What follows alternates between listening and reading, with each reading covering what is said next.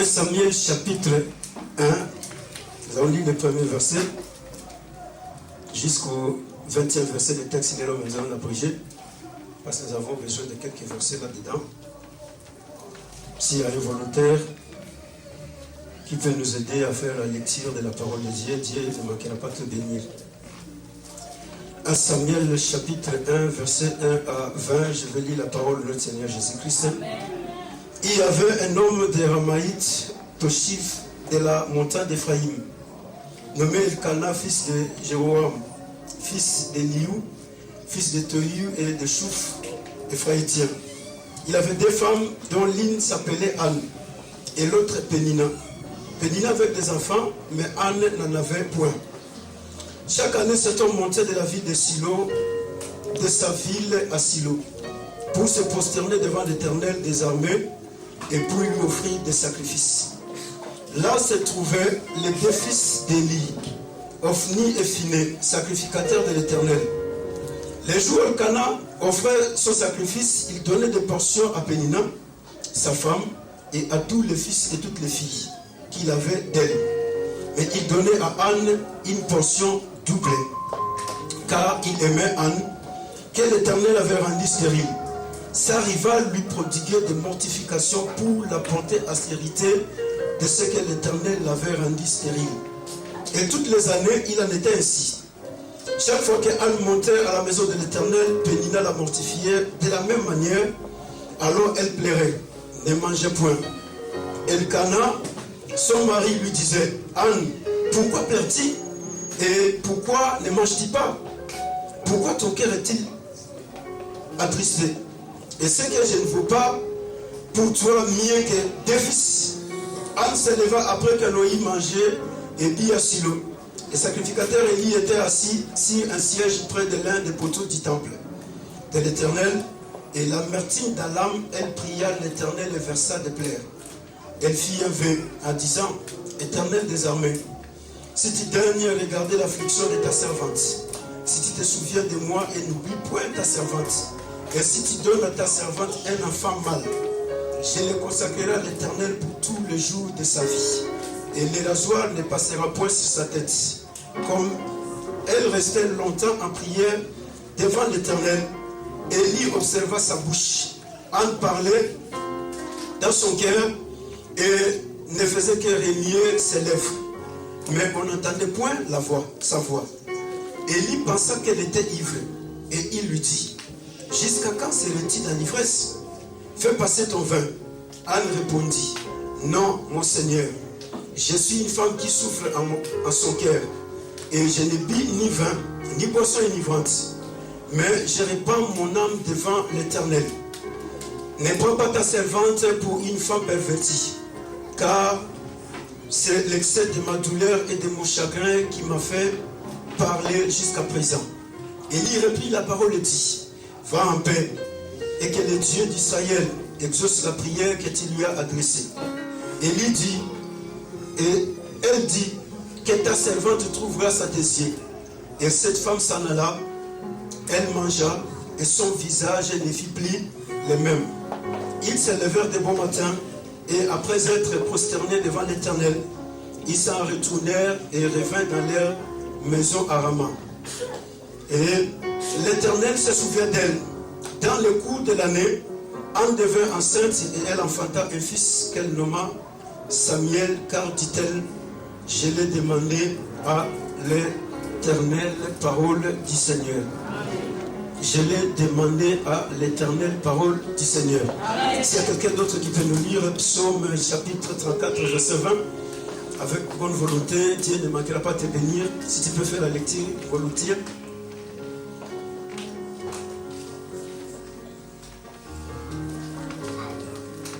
Psaume chapitre 34, verset 20. S'il y a quelqu'un qui peut nous faire la lecture volontiers. 34, verset 20. Je lis la parole du Seigneur. Amen. Les malheurs atteignent souvent les justes, mais l'Éternel en délivre toujours. Ok. Amen. Si tu peux répéter la lecture.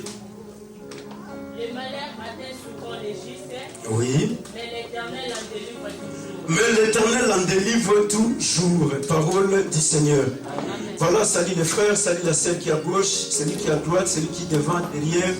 Dis-lui, ne me distrais pas. Pourquoi? Pourquoi tu refuses la distraction? Pourquoi tu ne veux pas qu'on puisse se distraire? Parce que j'écoute la parole de Dieu. Ah, parce que tu écoutes la parole de Dieu. Voilà, merci, que Dieu te bénisse. Va t'asseoir. Ça, c'est très bien. Alléluia. Pas parce que je suis dans une autre période. Dis-lui. Alléluia. Je suis dans une autre. Je suis dans une autre période. Je suis dans une autre dimension. Donc, il ne faut pas que tu puisses me distraire. Alléluia. Amen. Écoutez mon frère, écoute ma sœur. La Bible dit chaque chose a son temps. Il y a un temps pour naître. Il y a un temps pour grandir. Il y a un temps pour s'aimer. Il y a un temps pour récolter. Il y a un temps pour aimer. Il y a un temps pour haïr. Il y a un temps pour mourir. Il y a un temps pour vivre dans la distraction. Mais il y a un temps pour prendre conscience que je ne peux plus vivre dans la distraction. Alléluia. Il y a un temps, la Bible nous dit ceci. Les malheurs atteignent souvent les justes, mais l'Éternel en délivre toujours.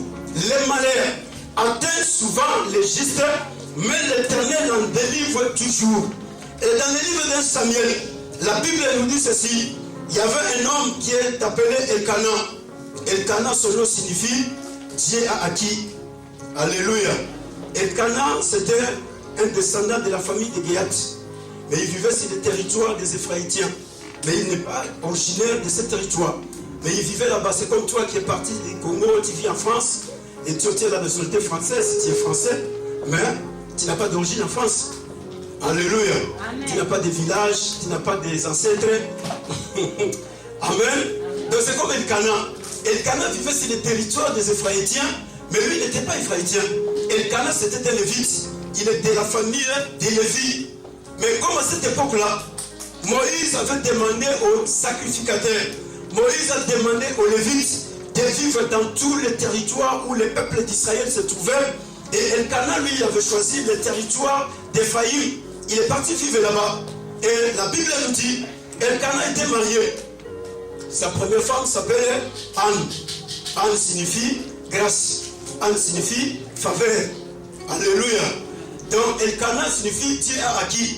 Anne, son nom signifie grâce et faveur. Et la Bible nous dit que Anne était la femme dont l'Éternel avait rendu stérile. Elle ne pouvait pas avoir des enfants. Ce n'est pas Satan qui l'attaque. Ce ne sont pas les démons. Mais c'est Dieu lui-même qui permet la stérilité de Anne. Et c'est comme Sarah, c'est comme Rebecca, c'est comme Rachel. Donc avant Anne, il y avait 3 qui sont passés dont l'Éternel lui-même avait rendu ces femmes stériles. Et la parole de Dieu nous dit ceci. Elkana va prendre encore une autre femme. Et la deuxième femme s'appelle... Comment s'appelle la deuxième femme d'Elkana? Pénina. Pénina signifie corail en français. Alors, ces 2 femmes vivaient dans la même maison. Et la parole de Dieu nous dit ceci. Elkana a commencé à avoir des enfants avec Anne. Et Pénina n'avait pas d'enfants. C'est comme ça, n'est-ce pas? Hein? Ah, c'est pas comme ça? Et c'est comment alors? Pénina avait des enfants et Anne en avait. Anne était stérile parce que l'Éternel l'a rendue stérile. Elle ne pouvait pas avoir des enfants. Et la parole de Dieu nous dit, les malheurs atteignent souvent les justes, mais l'Éternel en délivre toujours. Alléluia. Les malheurs étaient dans la vie de Anne. Mais écoutez frère, écoute ma soeur, la chose la plus grave, Anne vivait dans la même maison avec une femme qui est venue après elle. Elle était la première femme de son mari. Et Elkana qui était sacrificateur, Dieu n'a pas permis la polygamie, mais à cause de la stérilité de sa femme Anne, Elkana va trouver une autre femme. Alléluia. Amen. Cela n'est pas prouvé sur la parole de Dieu. Cela n'est pas accepté par Dieu. Mais Elkana l'avait fait. Tout étant sacrificateur, tout étant lévite, Elkana va commettre cela, cet acte-là dont Dieu n'a pas approuvé. Mais il va le faire et Elkana va avoir des enfants avec Pénina. Et Anne était là pendant tout le temps et elle était stérile. Mais la chose la plus difficile, Ce n'est pas la stérilité de Anne. Mais la chose la plus difficile, c'était la position de Pénina vis-à-vis de Anne. Quelle était la position de Pénina?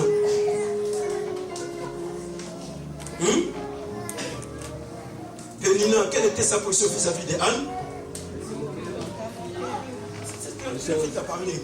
Alléluia. Mais écoutez, la Bible nous dit ceci. Pénina ne faisait que mortifier.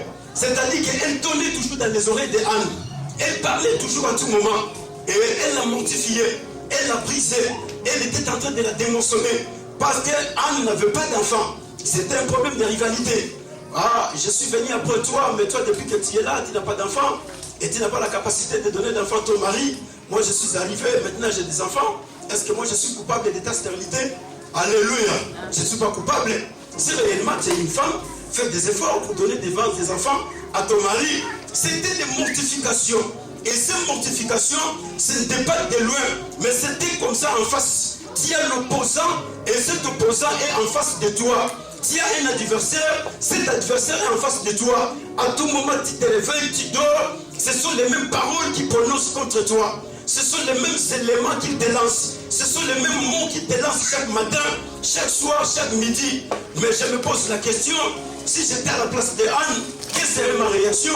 Je ne sais pas. Si toi aussi tu étais à la place de Anne, quelle serait ta réaction?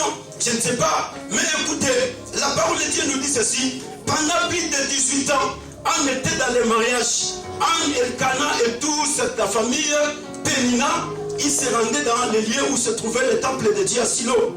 Alléluia.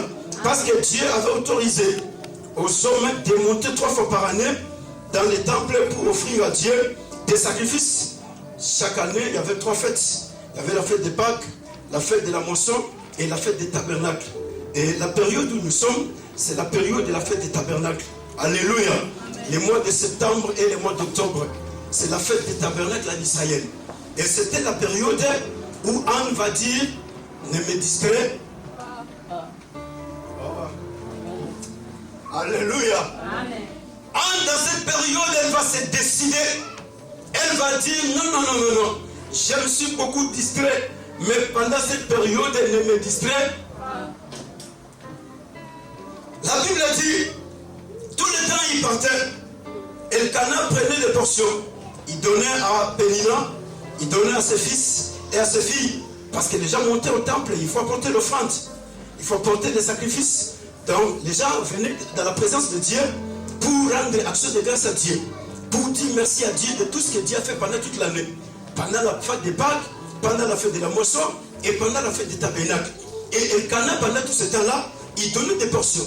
Il donnait à Pénina, il donnait à ses fils, à ses filles, il donnait aussi à Anne. Mais la différence entre Anne et Pénina et le fils d'Elkana, la Bible dit, Elkana donnait la double portion à Anne. Pourquoi? Parce qu'Elkana l'aimait plus. Et comme Elkana aimait beaucoup plus Anne, et Elkana pour apaiser la souffrance de Anne, pour apaiser la tristesse de Anne, pour apaiser la morale de Anne, Elkana lui donnait la double portion. Et ce qui a retardé beaucoup de choses, c'était la double portion qu'Elkana donnait à Anne. Anne était très contente de recevoir la double portion. À tout moment, quand il montait dans le temple, les gens passaient devant pour donner les offrandes. Anne venait avec la double portion.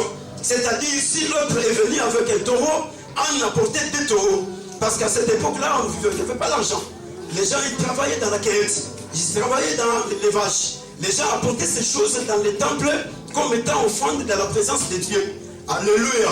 Et les gens venaient pour remercier Dieu. Voilà tout ce que tu as fait pendant toute l'année. Dieu, tu m'as protégé. Dieu, tu as fait ceci dans ma famille. Dieu, tu m'as gardé. Dieu, tu m'as béni. Dieu m'a... Voilà, mon champ a produit telle semence. Et les gens portaient cela. Mais malheureusement qu'aujourd'hui, même si Dieu nous fait du bien, on n'apporte rien dans la présence de Dieu. Alléluia.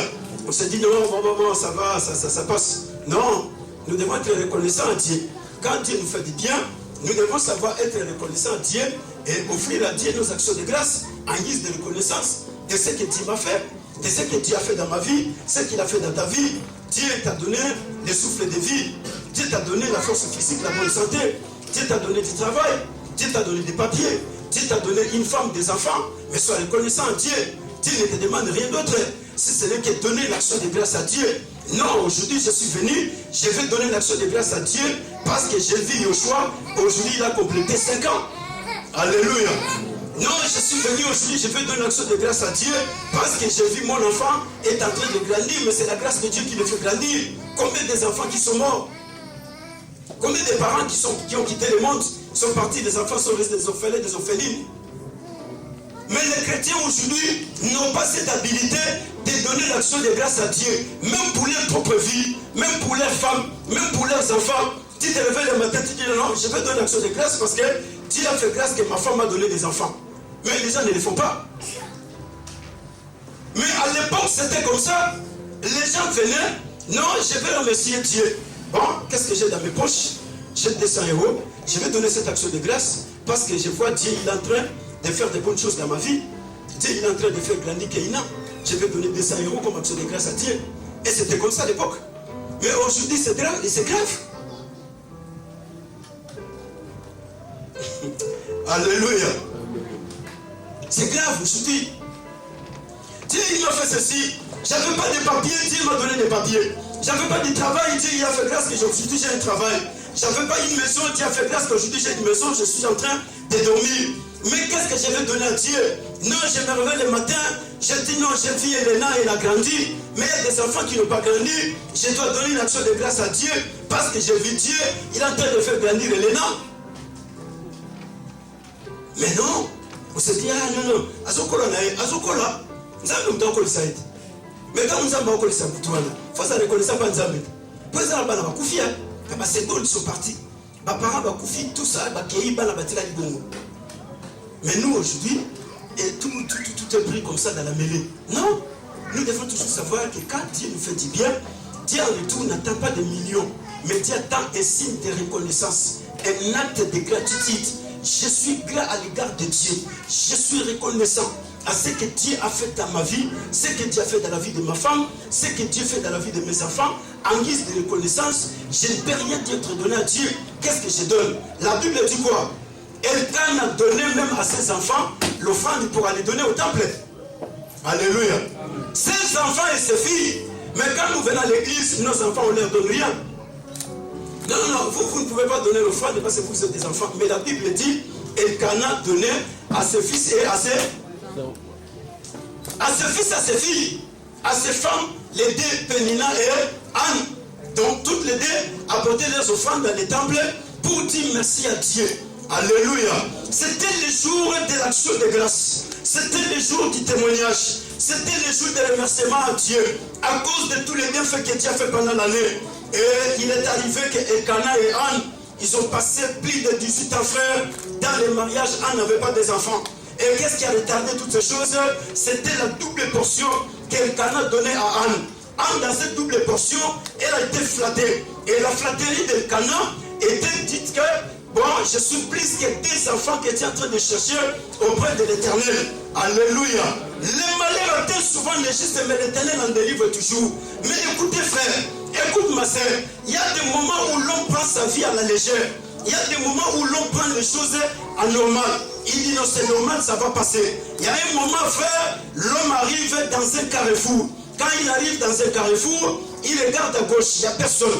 Il regarde à droite, il n'y a personne. Il regarde devant, il n'y a personne. Il regarde derrière, il n'y a personne. Il se dit non, maintenant je dois me décider. Pour qu'enfin que les choses changent dans ma vie, je dois prendre une décision. Si je ne prenais pas la décision, c'est-à-dire que la situation restera la même. Pendant plus de 18 ans, Anne venait, elle offrait à Dieu des offrandes, mais il y a une chose qui la manquait, parce qu'il y avait 4 choses qui se faisaient dans ce temps dans les temples.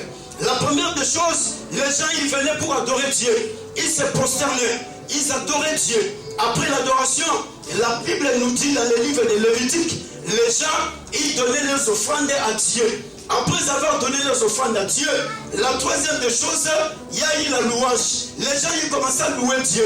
Dieu nous a fait du bien, Dieu il a été ceci. Et la quatrième des choses, c'était le témoignage. Les gens témoignaient Dieu de ce que Dieu a fait. Et c'était le témoignage qu'Anne n'en avait pas. Elle pouvait donner l'offrande, elle pouvait donner tout. Mais Anne n'avait pas de témoignage. Qu'est-ce qu'elle va dire? Les gens se mettaient debout, viens. Alléluia, amen. Je viens témoigner Dieu. Parce que Dieu m'a fait ceci. Alléluia, amen. Et aujourd'hui, même quand Dieu vous fait du bien, vous n'avez pas la capacité de témoigner Dieu. Mes frères, sœurs, ça c'est très grave. Dieu m'a fait du bien. Je ne passe pas pour témoigner Dieu. Mais en Israël, ça devient une abomination. Dans les livres de Lévitique, il est écrit. Les gens venaient pour témoigner Dieu de tous ses bienfaits. C'est-à-dire que tout ce que Dieu a fait, c'était la quatrième des choses qui se faisaient dans les temples. C'était le témoignage. J'étais malade hier, Dieu m'a guéri, je viens témoigner Dieu. J'étais hier sans travail, Dieu m'a donné du travail, je viens témoigner Dieu. J'étais hier sans enfants, Dieu m'a donné des enfants, je viens témoigner Dieu. J'étais hier ceci, cela, je viens témoigner Dieu. Mais écoutez frère, Anne ne pouvait pas témoigner parce qu'Anne n'avait pas d'enfants. Elkana était là avec Anne. Pénina passait devant pour témoigner Dieu parce que Dieu avait déjà donné 5 enfants. Et avec les 5 enfants, Pénina, après avoir donné les actions de grâce, après avoir adoré Dieu, après avoir loué Dieu, Pénina se passait devant pour témoigner Dieu. Mais la chose qui manquait à Anne, c'était le témoignage. Anne n'avait pas de témoignage. Qu'est-ce qu'elle va dire aux gens? Alléluia. Mais écoutez, quand Anne a compris qu'à tout moment que je viens dans ces lieux, je ne me suis jamais mis debout pour témoigner Dieu. Mais aujourd'hui, alléluia. Amen. Aujourd'hui, moi, je ne rentre plus avec Elkana. Aujourd'hui, moi, je ne rentre plus avec Pénina. Aujourd'hui, moi, je ne rentre plus avec les enfants de Pénina. Mais la Bible dit quoi? Après avoir bu et mangé à Silo, Anne était restée dans le temple. Pénina, Elkana et tous leurs enfants, ils sont rentrés. Ils sont partis. Et là où ils sont partis, je ne sais pas, Elkana, s'il avait compris que sa femme n'était pas là, s'il n'a pas compris, je ne sais pas, mais la Bible nous dit, Anne va rester dans le temple. Alléluia. Amen. Anne reste dans le temple à Silo. Anne ne rentre pas à Rama pour dire, écoutez, trop c'est trop. Trop c'est trop. Écoutez, la double portion n'a jamais apaisé le cœur d'Anne. Les gens peuvent venir dans ton malheur. Il faut te consoler. Il faut t'apporter de bonnes paroles. Ah non, ça va passer, Dieu va t'aider. Alléluia, amen. Ah non, ne t'en fais pas. Tu n'es pas la première personne. Et les choses sont toujours comme ça. C'est ça la vie. Alléluia, amen. Alléluia. Les gens ils vont venir avec des paroles de consolation. Comme ce jour-là, Lazare était mort. Les gens venaient pour consoler. Mais quand Jésus est venu, Jésus n'est pas venu pour consoler Marie et Marthe. Mais Jésus est venu pour faire quelque chose. Parce que Marie et Marthe, ils n'avaient pas besoin de la consolation. Mais ce que Marie et Marthe avaient besoin, c'était leur frère Lazare. Lazare qui était mort, c'est l'unique frère que nous avons. C'est bien lui qui est l'oncle de nos enfants. Mais cet oncle-là est mort. Mais comment voulez-vous que nous soyons dans la joie? Ce n'est pratiquement impossible. Mais quand Jésus arrive, Jésus va comprendre que Marthe est triste, Marie est triste. Il faut que je fasse quelque chose. Mais qu'est-ce que je dois faire? Allez, ramenez-moi là où vous l'avez posé. Et on ramène Jésus. Jésus dit à Marthe, ôte la pierre. Je t'ai déjà dit, si tu crois, tu feras la gloire de Dieu. Alléluia. Écoutez frère, écoute ma soeur. Il y a un homme qui a dit ceci. C'est un philosophe. Il a dit ceci. La plus grande souffrance de l'homme, ce n'est pas d'être pauvre. La plus grande souffrance de l'homme, c'est de vivre dans un environnement où tout le monde connaît que cette personne est bénie, mais la personne n'a pas la bénédiction. Est-ce que vous comprenez? Oui. La plus grande douleur de l'homme, ce n'est pas de ne pas avoir du travail. La plus grande souffrance de l'homme, ce n'est pas de manquer la maison de dormir, mais c'est de vivre dans un milieu où tout le monde connaît que cette personne est bénie, mais quand les gens t'approchent, ils ne voient rien de la bénédiction. C'est ça la plus grande souffrance de l'homme. Ça, c'est la dimension philosophique d'Emmanuel Kant. Et quand lui va dans cette dimension, il est en train de faire ses recherches pour comprendre comment est-ce que les choses sont en train de passer dans la vie des hommes sur la terre. Alléluia. Amen. Et l'homme dans cette dimension, les gens voyaient Anne et Elkana. Elkana, c'est un homme qui travaille pour Dieu. C'est un sacrificateur. C'est un lévite. Anne, c'est sa femme. Anne est née dans la famille des lévites. Tous les deux étaient des lévites. Ils étaient en train de servir Dieu. Mais de l'autre côté, sa femme n'avait pas d'enfant. De l'autre côté, Elkana va trouver une autre femme qui va lui donner des enfants. Mais il est arrivé un moment, Anne dira, trop c'est trop. Je ne veux plus rentrer à Rama mais je veux rester à Silo. Et comme je veux rester à Silo, c'est par ici que les choses vont commencer à changer dans ma vie. Les malheurs atteignent souvent le juste. Écoutez frère, tu peux consoler la personne qui n'a rien. Tu lui donnes toutes les bonnes paroles, mais tu ne sauras pas rétrécir la souffrance qui est dans son cœur. La douleur qui est à l'intérieur de la personne, tu ne sauras pas la rétrécir. Mais tu vas lui apporter toutes les bonnes paroles du monde. Tu vas lui apporter toutes les consolations. Tu vas lui apporter. Mais écoutez, Elkana a apporté la double portion à sa femme. Mais ce jour-là, la femme lui dit, je n'en ai pas besoin. Ah, tu refuses la double portion aujourd'hui?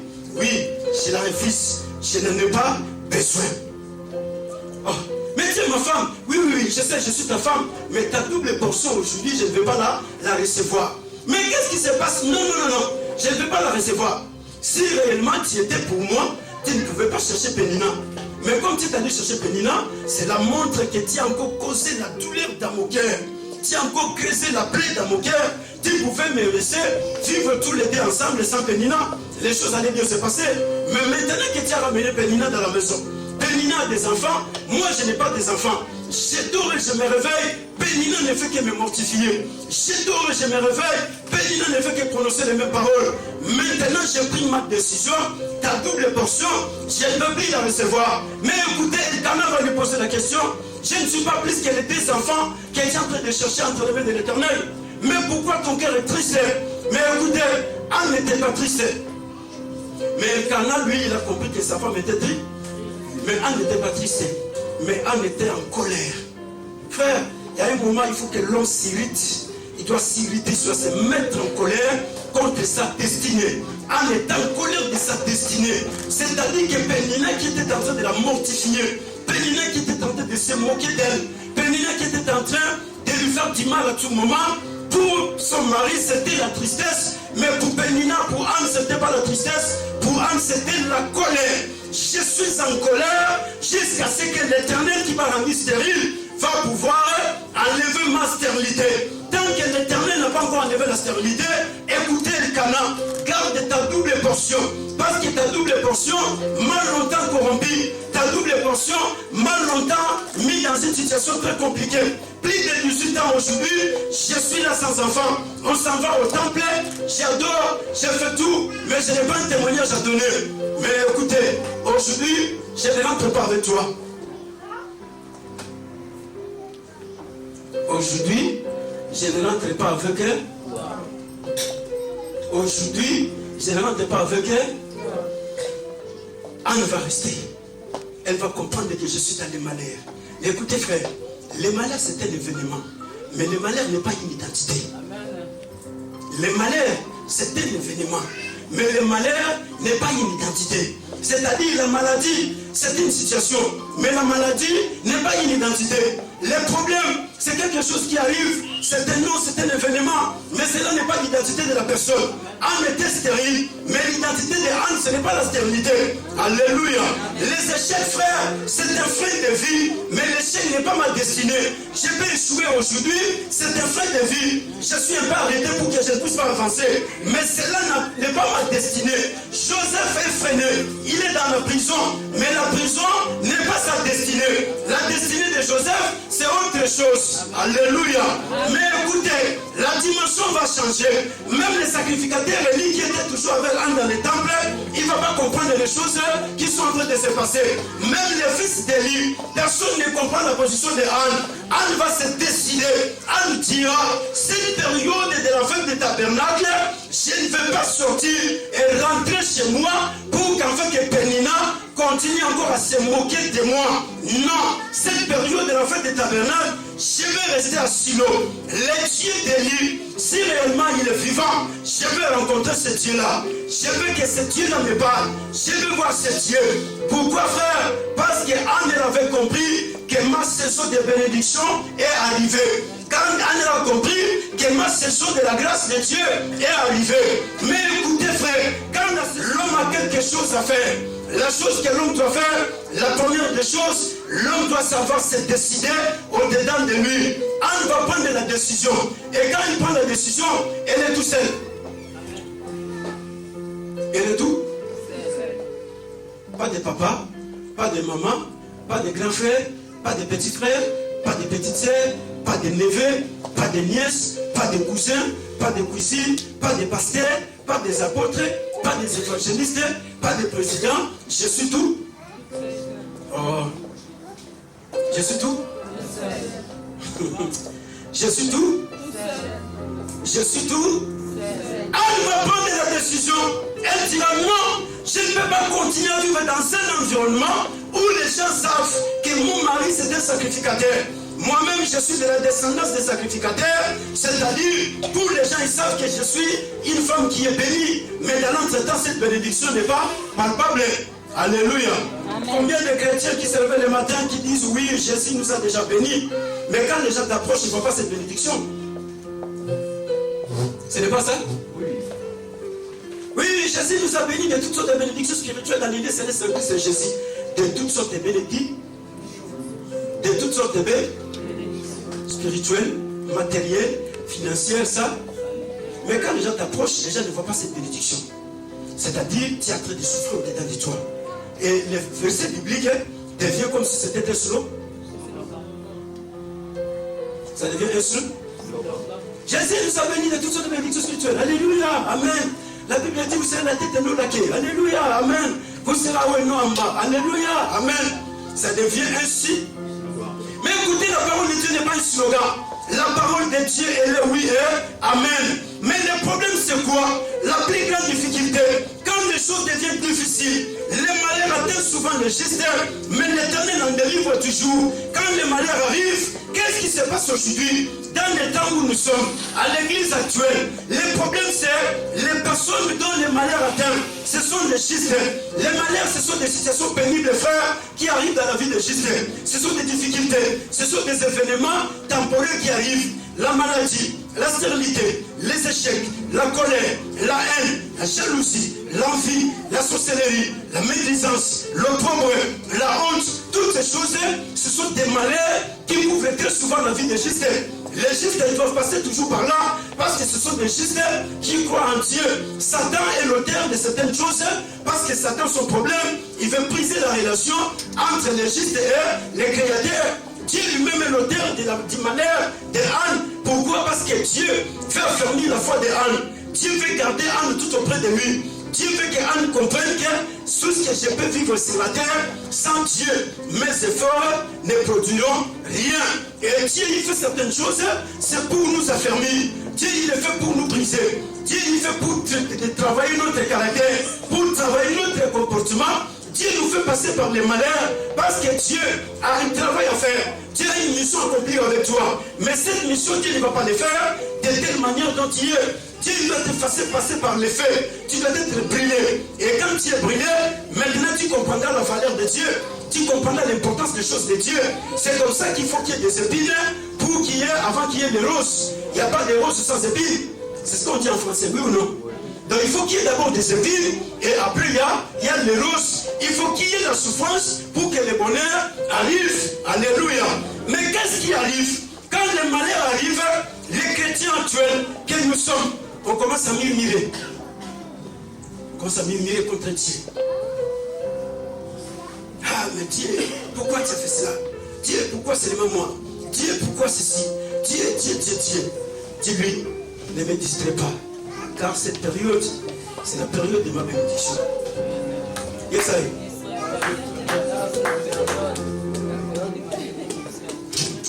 Alléluia. Dis-lui, ne me distrais pas. Car ce temps, c'est le temps de ma bénédiction. C'est le temps de mon élévation.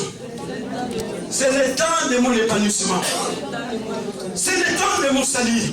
Écoutez, frère, Anne va se décider dedans d'elle.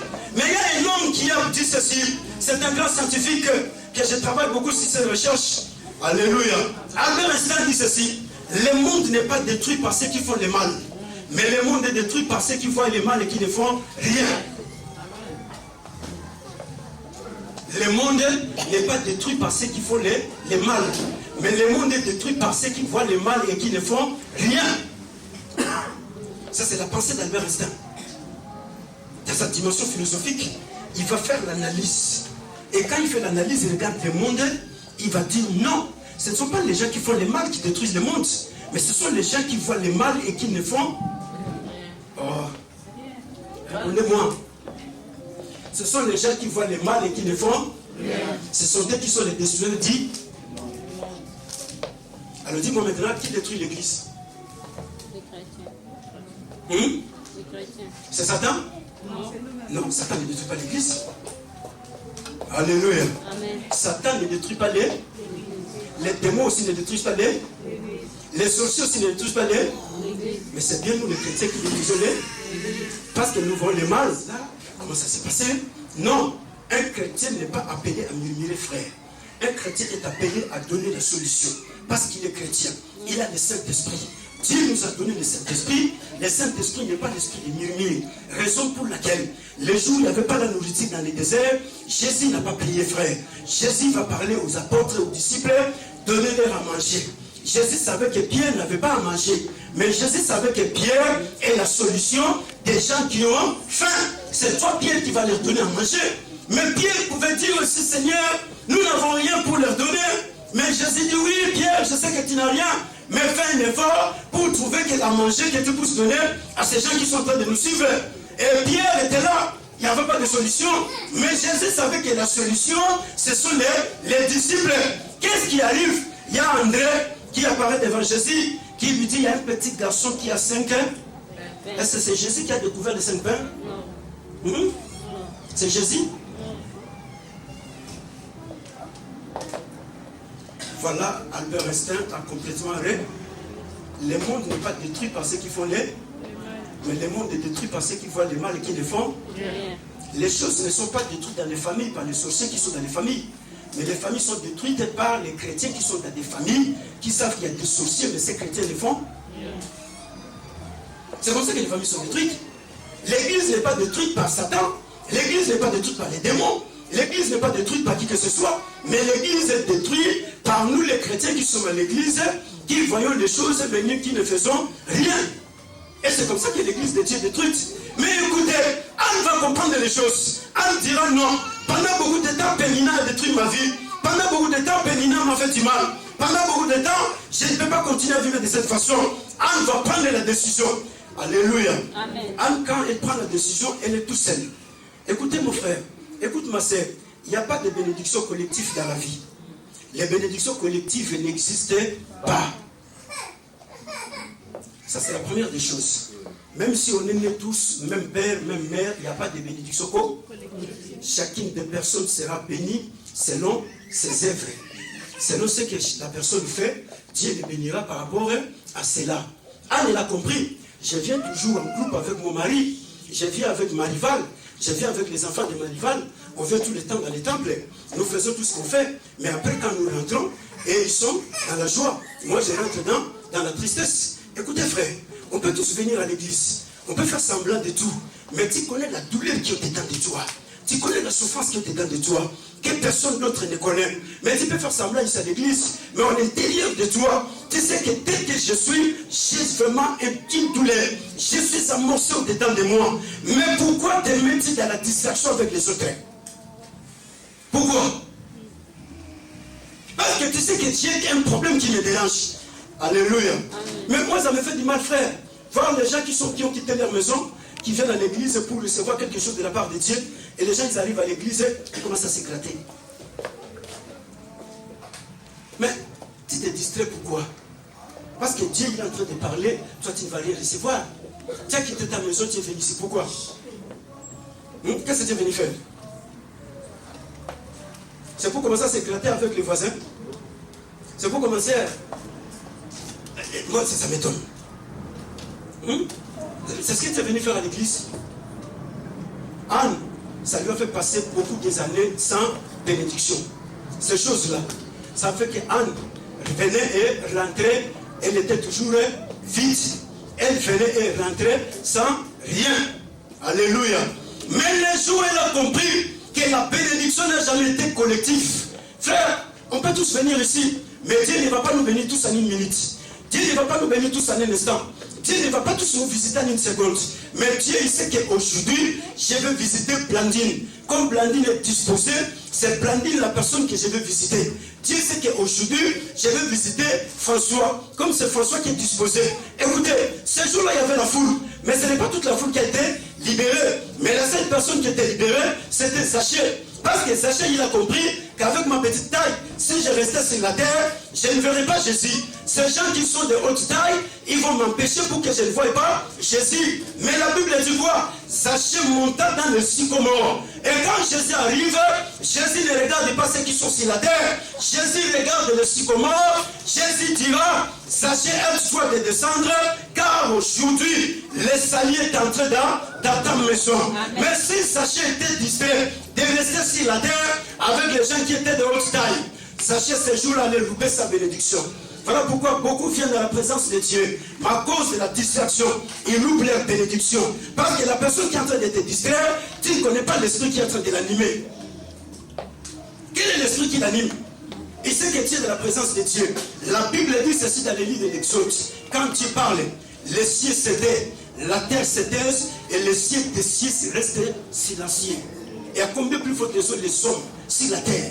Dieu est en train de parler, les gens ils font des navettes, ils vont aux toilettes, ils restent derrière, les gens ils vont se mettre de côté. Frère, mais c'est quel Dieu? C'est le Dieu des Chinois, c'est le Dieu des Français, c'est le Dieu des Congolais, c'est le Dieu des Maliens, ou c'est quel type de Dieu?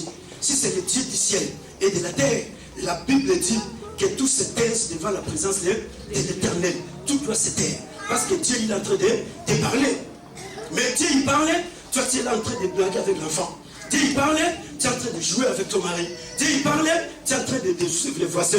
Mais tu vas louper ta bénédiction. Ce jour-là, Jésus n'a pas sauvé tout le monde.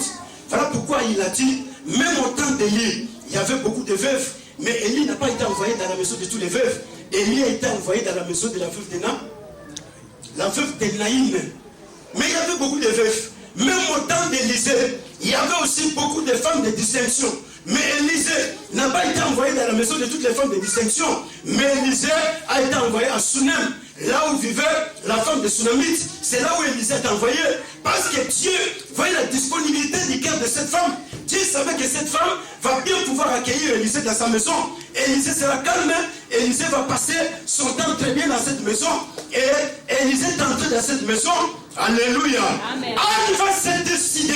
À un moment donné, frère, tu dois savoir te décider. À un moment donné, ma soeur, tu dois savoir te décider. Parce que la foule va te corrompre. Anne était corrompue par son mari, par la double portion. Anne corrompue par tout ce qu'elle faisait dans les temples. Mais quand elle rentrait chez elle, elle ne faisait que pleurer. Pourquoi? Parce qu'il y avait l'opposition en face. Elle se réveillait, l'opposant était en face d'elle. Sa rivale était à côté. Je verrai si tu auras des enfants. Je verrai si le Dieu qui t'a prié là-bas, il est véritablement Dieu. Je verrai si Dieu va te faire du bien. La Bible dit quoi? La rivale de Anne faisait ces choses pour l'irriter contre l'Éternel, de ce que l'Éternel avait rendu stérile. De ce que l'Éternel avait rendu stérile. Et sa rivale l'a mortifié pour qu'enfin que Anne puisse s'irriter contre l'Éternel, parce que l'Éternel avait rendu stérile, pour dire non, Dieu, tu n'es pas bon. Si réellement tu étais bon, mais pourquoi tu vas me laisser dans la stérilité? Je suis là, je te sers, je vais à Silo tout le temps, je quitte Rama. Rama jusqu'à Silo, c'est 34 km, frère, à pied. Mais je vais à Rama à tout moment pendant la fête de Pâques. Je vais à Rama pendant la fête des pains sans levain. Je vais à Rama pendant la fête des tabernacles. Et plus de 18 ans, je vais toujours là-bas pour te servir, pour t'adorer.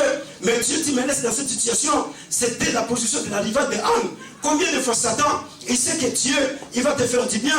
Mais Satan, il va utiliser quelqu'un à côté pour te décourager.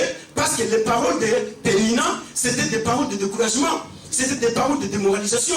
C'est pour briser la relation entre Anne et l'Éternel. Mais Anne, elle a compris, le malheur atteint souvent les justes, mais l'Éternel en délivre toujours. Anne, elle a compris que mon mari n'a pas la capacité de me donner des enfants. Anne, elle a compris que ma rivale, malgré ses mortifications, elle ne changera rien dans ma vie. Mais celui seul qui est capable de changer ma situation, c'est l'Éternel, c'est lui qui m'a rendu stérile. Mais pour que l'Éternel change ma situation, je dois faire quelque chose. Qu'est-ce que je dois faire? Je me décide. Dès cet instant, je vais prier. Je me décide. Dès cet instant, je vais rester dans les temples de Dieu à Silo.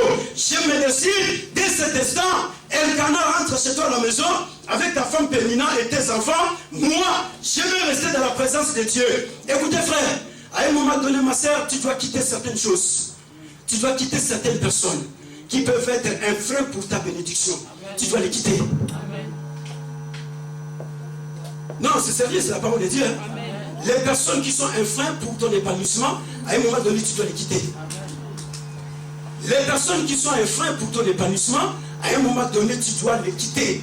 Parce que ces personnes-là ne veulent pas que tu vives la bénédiction. Ces personnes-là ne veulent pas que tu vives le bonheur de Dieu sur la terre. Ces personnes-là ne veulent pas. Et comme ces personnes-là ne veulent pas, tu dois te décider. Anne va se décider. Et quand il se décide, elle dira, je vais rester à Silo. Les sacrificateurs, Élie était là, avec sa chaise. Élie était là très calme. Assis, Isaac vient, tu t'assois là. Isaac, c'est le sacrificateur Élie. Et c'était le jour des tabernacles, la fête des tabernacles. La Bible dit, ils ont mangé, ils ont bu, il y a eu vraiment la fête. Et après la fête, vous savez, quand les gens ils vont boire, qu'est-ce qui se passe? Les gens deviennent ivres. Et les gens ils sont très joyeux parce qu'il y a le vin dans le corps. Hein? Très contents, très joyeux parce qu'ils ont bu du vin. Et Anne aussi va rentrer. Et quand Anne rentre, les sacrificateurs, ils les connaissaient. Les sacrificateurs voyaient très bien Anne. Quand il venait, elle priait comme tout le monde. Auparavant, elle priait dans la dimension où tout le monde priait. Or, en Israël, les prières se faisaient des prières au double. Alléluia. Ça dit c'était des prières au double. Quand tu parles, les autres doivent t'écouter. Ça dit celui qui est à gauche, il doit t'écouter. Mais ce jour-là, Anne change de prière. Anne va commencer à prier, mais Élie ne l'écoute pas. Et Élie qui n'écoute pas la prière de Anne, Élie va se dire, mais tiens, qu'est-ce qui se passe? Cette femme, elle est ivre. Mais jusqu'à quand va-t-il passer l'ivresse? Et jusqu'à quand, toi, tu vas continuer à rester dans cette position? Et écoutez ce que Anne lui dit. Non, mon Seigneur, tu sais ce que je ne suis pas ivre. Et tu connais déjà que moi, je ne suis pas la fille perverse. C'est-à-dire, je ne suis pas la fille de Satan. Je ne suis pas la fille de Bélial. Mais je suis cette femme-là de distinction. Mais je suis cette femme qui souffre dedans de moi. Et en souffrant dedans de moi, j'ai compris les choses. Que mon temps est arrivé. Et comme mon temps est arrivé, ça dit que c'est le temps où personne ne peut m'empêcher pour qu'en fait que je puisse obtenir ma bénédiction. Amen. Et comme ce temps est arrivé, je ne peux plus faire les choses comme je les faisais auparavant. Auparavant, je faisais les choses pour que tout le monde me voie. Je faisais les choses pour que tout le monde puisse m'apprécier. Maintenant, j'ai compris que je ne peux pas faire les choses de cette façon, mais je vais faire les choses dans une dimension jusqu'à ce que je vais recevoir ce que j'ai besoin. Ce que j'ai besoin, c'est quoi? J'ai besoin d'un fils. Parce que quand je viens dans le temple, je n'ai jamais témoigné. Anne lui dit, je suis cette femme qui souffre dedans de moi et je répands mon âme devant l'Éternel. Alléluia. Amen. Je répands mon âme devant l'Éternel. Écoutez frère, dans ma dimension de compréhension des choses, Anne m'a appris 3 prières. Dans cette prière de Anne m'a appris 3 prières. La première prière, Anne va prier pour se satisfaire. Elle venait pendant plus de 18 ans, elle priait, mais c'était pour sa satisfaction. Alléluia. Pendant plus de 18 ans, la situation n'a jamais changé. Elle venait et elle rentrait avec sa situation. Elle venait stérile, elle rentrait stérile, mais elle venait dans la présence de... Elle rentrait avec la même situation. Les malheurs atteignent souvent les justes, mais l'Éternel en délivre tout. Anne venait stérile. Les sacrificateurs d'Élie étaient toujours là sur sa chaise. Pendant tout le temps qu'elle venait, les sacrificateurs n'ont pas jamais changé de position. Le temple était toujours là à Silo. Et la disposition du temple était la même. Elle n'a jamais changé. Mais elle venait. Et quand elle venait, les prières qu'elle faisait auparavant, c'était pour se satisfaire. C'est pour une consolation. Voilà pourquoi quand tu veux te satisfaire, qu'est-ce que tu fais? Tu commences à prendre des chants d'adoration. Tu fais un mélange. Tu commences à écouter ces chants. Quand on te pose la question, tu es dans une adoration. Et tu l'écoutes pourquoi? Parce que tu veux te ça. On peut savoir il y a nous. On sait ça. Pour ceux qui disent c'est un homme comment on dit? Mongongo na yo. E bukaka bangomba na bomoya bato nyoso ekoto sakayo. Wala motema no elobi bangomba na nyoso nzamba kobuka ya. Ya. Bangomba nyoso bu. La muki ozonga ko bangomba ezala wana. Amen. Ça s'appelle la prière de ça. Tu te satisfais. Mais après la satisfaction, tu n'as rien La deuxième prière que Anne m'a appris, ça c'est moi, c'est mon analyse. Alléluia. C'était la prière de satisfaction vis-à-vis des autres. Anne priait pour satisfaire son mari et les sacrificateurs de vie et tous les autres. Pour qu'enfin on les voit qu'elle est en train de prier. Elle priait. Anne faisait des choses pour qu'enfin que les autres puissent l'apprécier. Voilà frère, à un moment donné, nous faisons des choses pour que les gens puissent nous apprécier. À un moment donné, je prêche la parole de Dieu pour que les gens puissent m'apprécier. À un moment donné, je chante pour que les gens m'apprécient. À un moment donné, je suis en train de prier pour que les gens puissent m'apprécier. À un moment donné, je viens à l'église pour que les gens puissent m'apprécier. Hein? Pour que tu m'apprécies. Ah, on a dit ah, il était vraiment joli, hein? Il était beau, belle, souki kitoko, rouge à lèvres. Alléluia. Amen. Il était bien coiffé, on a dit veste à la qualité, en tout cas, il était très bien. N'est-ce pas, fille? C'est pour satisfaire les autres. Mais après avoir satisfait les autres, aussi, et l'autre, aux autres côté. Aux autres, il n'y en a pas sinon. Mais il y a la troisième dimension. La troisième dimension, c'est laquelle? Anne me dit, je suis cette femme qui souffre au-dedans d'elle. Et je fais quoi? Je répands mon âme devant les. Ah! J'ai fait quoi? Je répands mon âme devant les. Mais écoutez frère, qu'est-ce qu'il y a dans l'âme? Et là on est dans l'âme. Qu'est-ce qu'il y a dans l'âme, Isaac? Dans l'âme, il y a la pensée, il y a les sentiments, il y a les émotions, il y a la volonté, et il y a quoi encore? Tout cela se trouve dans la dimension la plus profonde de la prière. Raison pour laquelle, quand Jésus voulait monter à la gloire, Jésus n'a pas dit que mon corps ressent les douleurs. Mais Jésus dit ceci, mon âme ressent la douleur jusqu'à la douleur de la mort. C'est l'âme qui ressent. La femme vient dire ceci, je répands mon âme devant l'Éternel. Oh écoutez frère, quand on fait la prière de la chair, cette prière c'est pour se satisfaire. Parce que c'est ma chair qui est en train de se satisfaire. Avec les cantiques de frère Alain Moloto, avec les cantiques de frère Matou Samuel. C'est la chair qui est en train de se satisfaire. Avec les cantiques, j'écoute l'adoration. Mais en écoutant l'adoration, je ne prie pas. Mais ça m'est dans la tête. Mais j'ai écouté là. Je dis non, méditer ma parole, non. Mais après avoir écouté toutes ces paroles et méditer les paroles du chant, mais les choses ne changent pas. Vous avez la position maintenant. Anne souffrait de temps d'elle. Et elle l'a compris. Habiter. Dans sa sous-prière, il y a nous autres thés. La prière de la chair, mal longtemps corrompue et la situation de changer. Maintenant, je dois faire la prière dans la dimension de l'âme.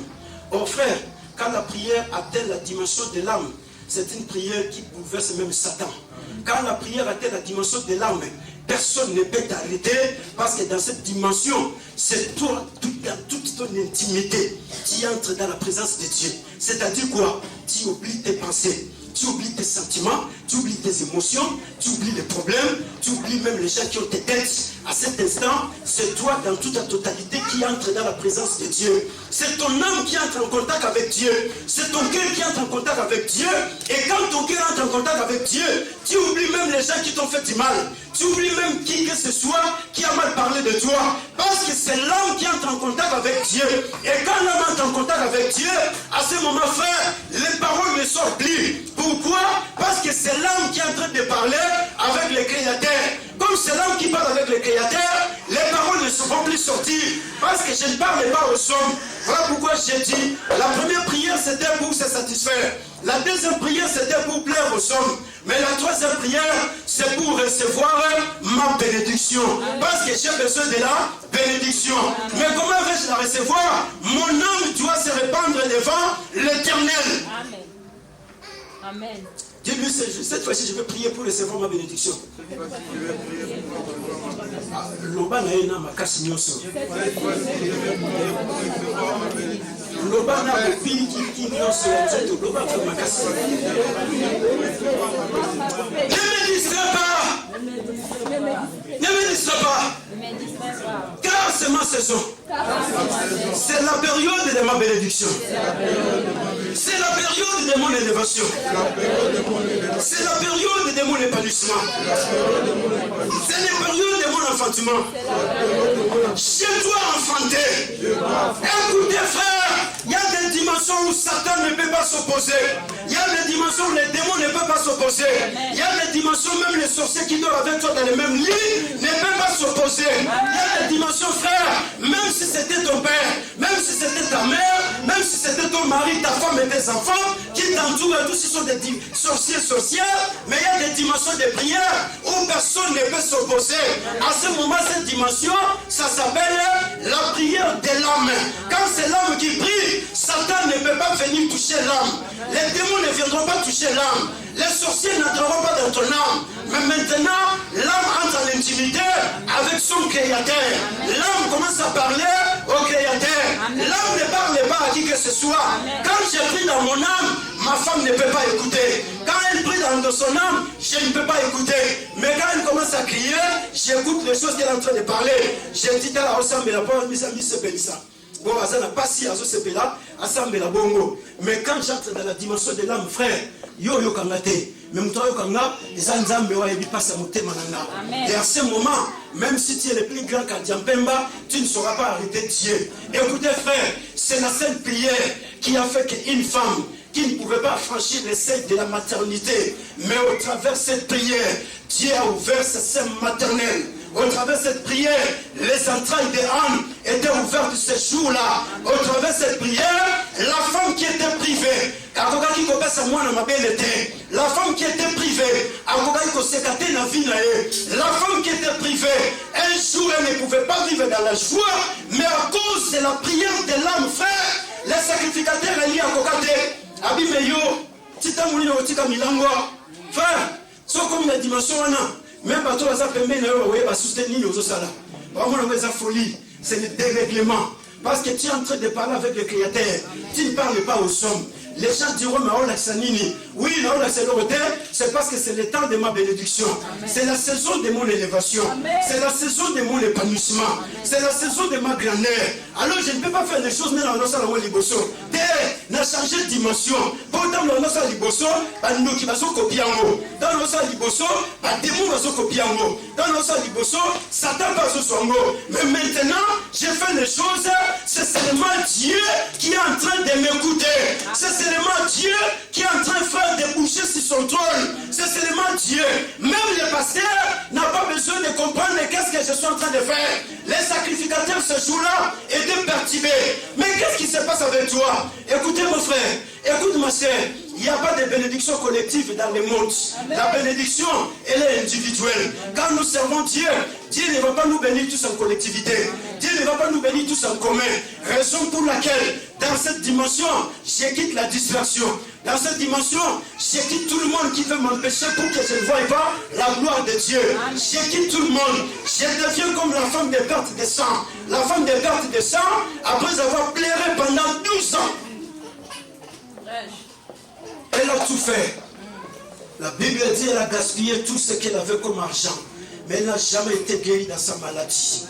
Mais le jour où elle s'est décidée, la Bible dit, ayant parlé à l'intérieur d'elle, elle n'a pas parlé dans le physique, frère.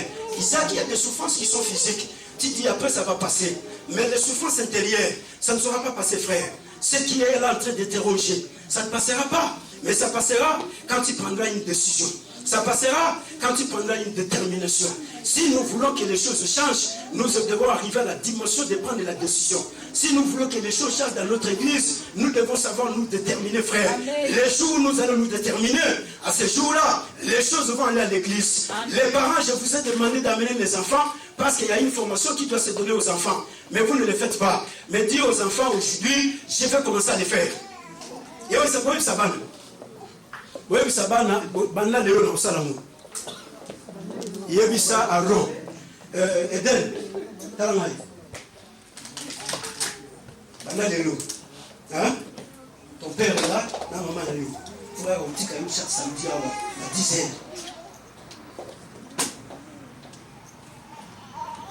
Tu vas le dire.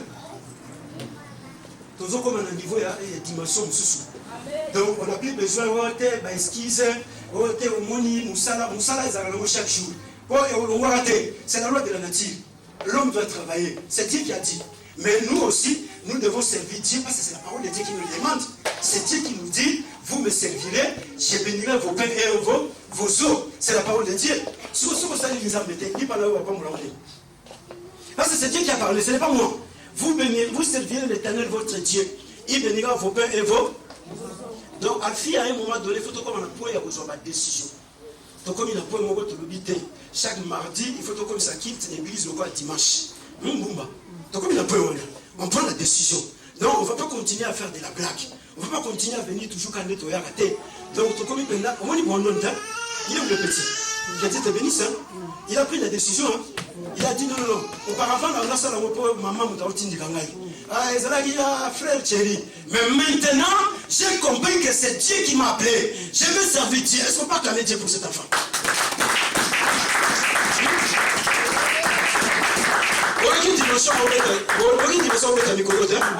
Pour changer de dimension, il a compris qu'il était dans la tata dans la tête. Je ne peux pas le faire pour ma mère, je ne le fais pas pour le frère Thierry, je ne le fais pas pour le pasteur, je ne le fais pas pour le frère Pichou, mais je le fais parce que Dieu m'a appelé. Et comme Dieu m'a choisi, je veux servir mon Dieu. Malgré mon âge, je veux travailler pour la gloire de Dieu. Les jours où le petit il a compris, il a pris la décision. Aujourd'hui, il est en train de jouer des notes.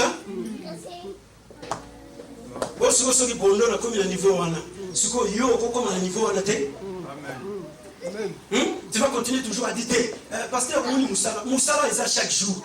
Les Moussala et Kolomwaka, tous les jours on va continuer à travailler. Mais à un moment nous devons prendre la décision, frère. On ne peut pas continuer à dire non, tous les gars l'église la quitte vite. Non, tous les gars l'église tout le temps on a des problèmes de salle avec les frères Pablo. Non mais c'est la honte. Mais à un moment nous devons savoir nous décider.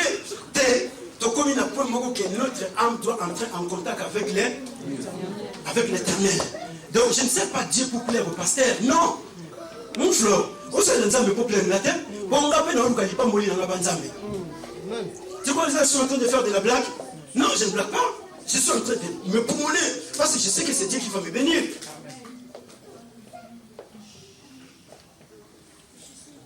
Alléluia. Amen.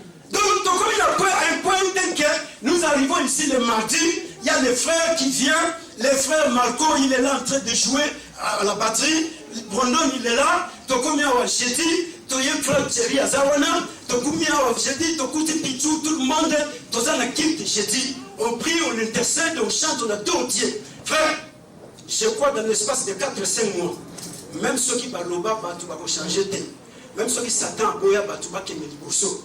Mais il y a des choses qui vont commencer à changer dans la vie des gens. Amen. Pourquoi, frère? Parce que Dieu ne travaille pas parce qu'il est Dieu. Dieu travaille quand les gens se mettent en action.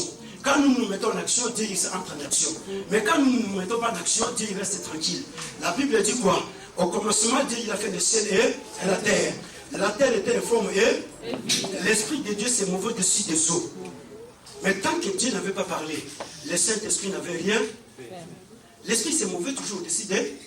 Mais le jour où Dieu il a parlé, que la lumière soit, le Saint-Esprit a fait quoi? Il a ramené la lumière. Donc même Dieu lui-même, il devait parler à l'Esprit. Que la lumière soit, la lumière, l'Esprit est parti chercher la lumière et il a établi là. Que les banzetés soient, le Saint-Esprit est parti chercher les banzetés.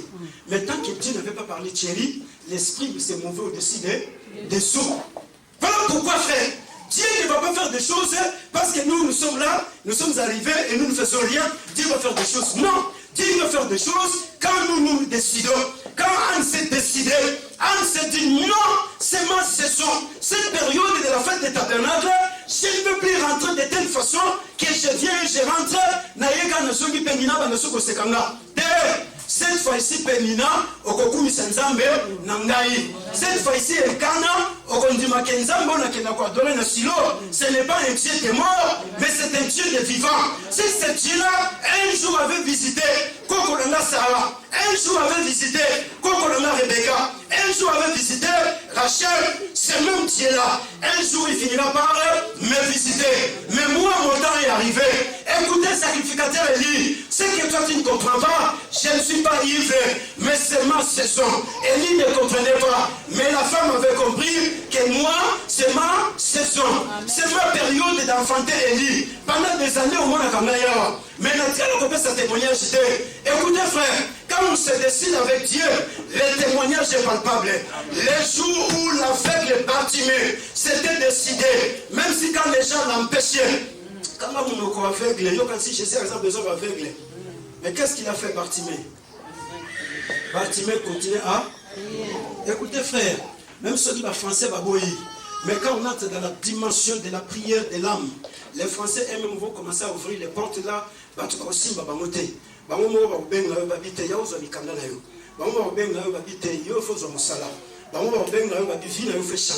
même si ce sont les baninoki de la famille, même si ce sont les sorciers, les charlatans, mais dans cette dimension, personne ne peut arrêter. Voilà pourquoi ces jours-là, la femme de perte de sang, elle a pris la décision. Elle s'est décidée d'elle-même. Elle a dit, si j'arrivais, et donc je suis souffrante, même si je n'expliquais pas à Pierre, même si je n'expliquais pas à André, frère, il y a des dimensions de détermination et de détermination. Il y a des dimensions de décision et décision. Il y a des dimensions de persévérance et persévérance. Écoutez, frère, Anne avait toutes les raisons du monde d'abandonner, parce que c'est l'Éternel qui l'avait rendu stérile. Mais Anne n'avait pas raison de quitter l'Éternel. Mais elle a compris, si j'abandonnais, même quand je rentre à la maison, m'arrivant déjà, elle continue à se moquer de moi. Et maintenant, si j'abandonnais, qu'est-ce qui va m'arriver? Tu as raison d'abandonner, de ne plus continuer à servir Dieu. Mais tu n'as pas raison à 100%. Pourquoi? Parce que tu as déjà pris l'engagement. L'engagement que tu as pris, tu as juré de toi-même. Je servirai l'Éternel tous les jours de ma vie. Frère, malgré les malheurs, je n'abandonnerai pas. Pourquoi? Parce que le Saint-Esprit met en moi l'esprit de la persévérance. Malgré la souffrance, je n'abandonnerai pas. Pourquoi? Parce que le Saint-Esprit met en moi des soupirs inexprimables.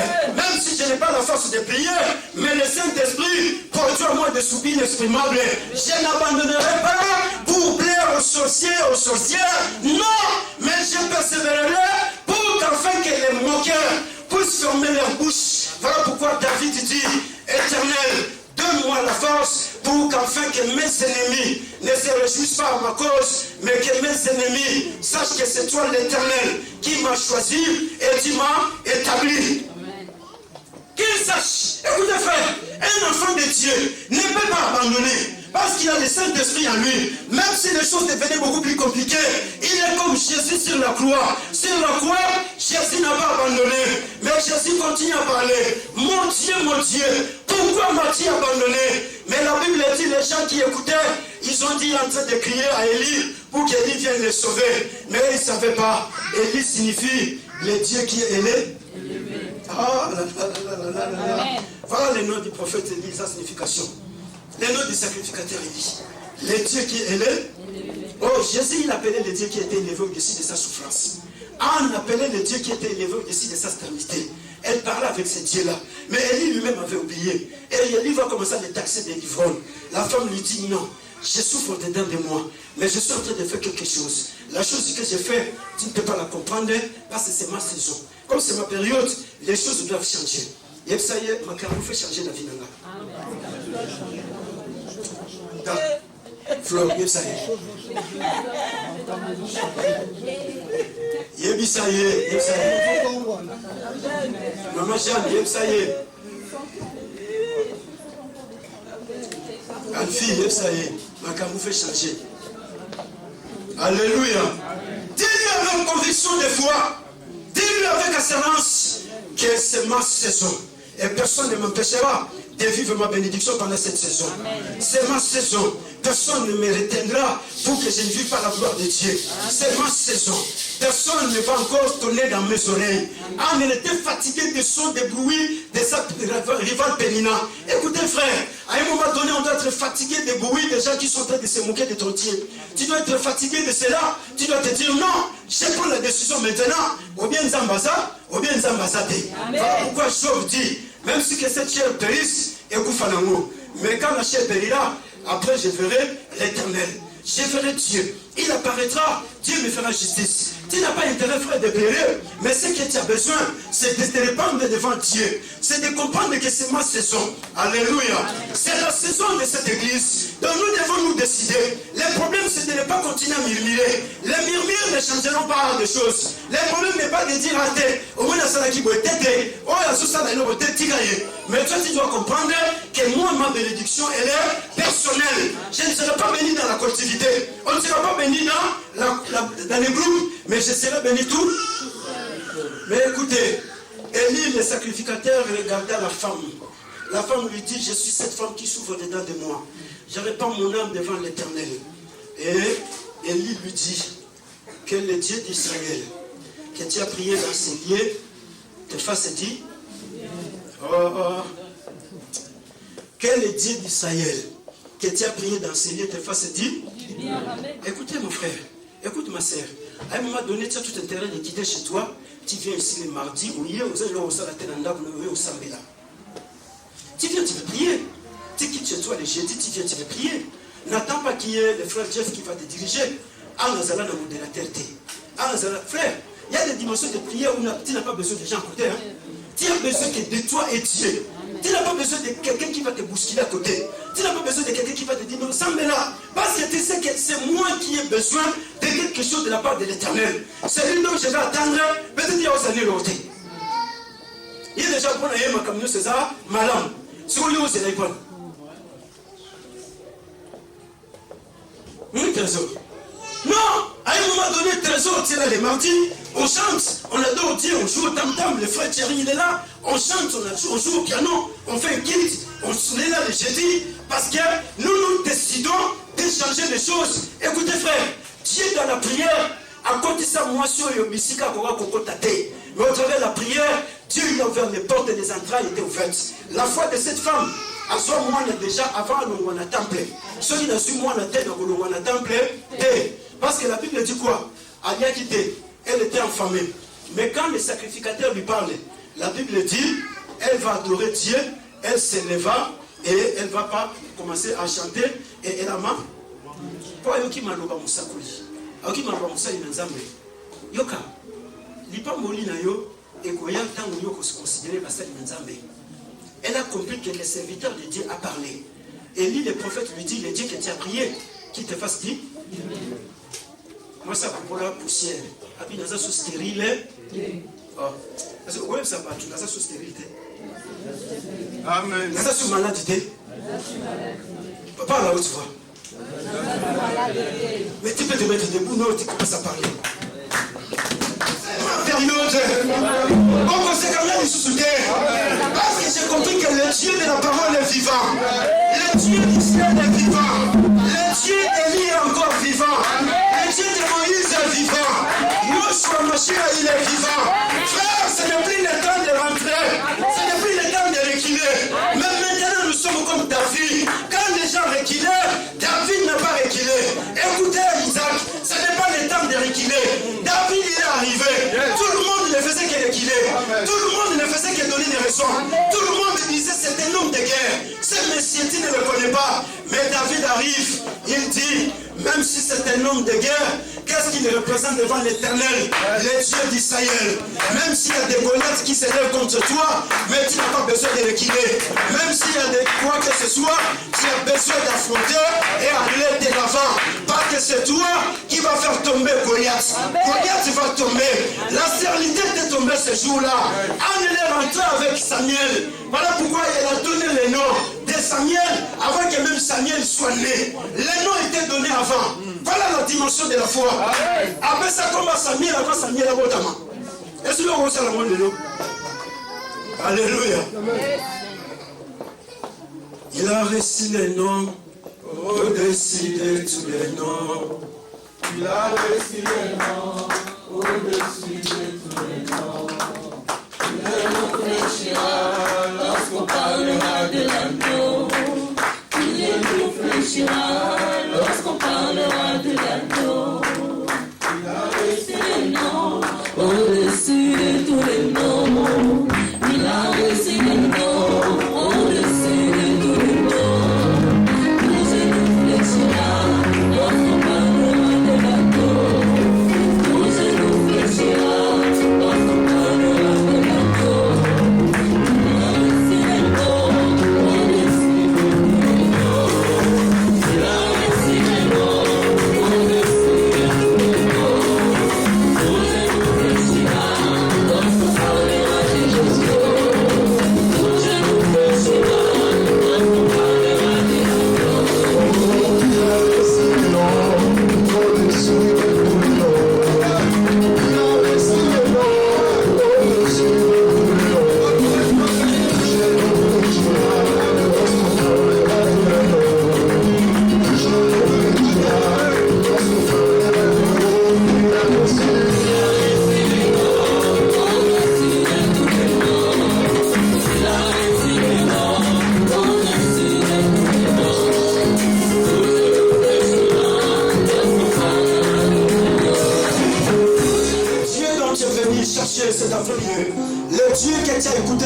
après-midi dans ce lieu. Je prie qu'il te fasse du bien. Dans le nom puissant de Jésus-Christ de Nazareth. Que Dieu te fasse du bien. Dans le nom puissant de Jésus-Christ de Nazareth. Que Dieu t'accorde les désirs les plus profonds de ton cœur. Au nom puissant de Jésus-Christ de Nazareth. Que Dieu te délivre de tout malheur. Dans le nom puissant de Jésus-Christ de Nazareth. Que Dieu t'accorde ta fécondité. Dans le nom puissant de Jésus-Christ de Nazareth. Le Dieu de la parole. Il est le même hier. Aujourd'hui, demain, éternellement. Que ce Dieu-là te visite maintenant. Comme il t'a visité en ce jour-là. En ne plus rentrer en pleurant. Mais en ne rentrer dans la joie. Aujourd'hui, c'est le temps où tu rentres dans la joie. Une joie débordante extrême. Dans le nom puissant de Jésus-Christ de Nazareth. Que le Dieu de la parole puisse changer le concours de l'histoire de ta vie. Que le Saint-Esprit de Dieu te donne la vie de Dieu. Une force de pouvoir continuer à adorer Dieu et le servir. À chercher la face de Dieu. Au nom puissant de Jésus-Christ de Nazareth. Que le Dieu vivant qui fasse tomber les écailles. Que les chaînes tombent maintenant. Que tu sois guéri de toute maladie et de toute espèce de choses qui sont en train de vivre ta vie maintenant. Que Dieu te guérisse au nom puissant de Jésus-Christ de Nazareth. Au nom puissant de Jésus-Christ de Nazareth. Que Dieu t'accorde sa faveur. Que la grâce de Dieu te soit accordée. Que la chose qui te faisait pleurer, Dieu te donne la solution maintenant. Que Dieu vienne te visiter. Qui comble ton cœur de sa vie, de sa puissance et de sa gloire. Au nom puissant de Jésus-Christ de Nazareth.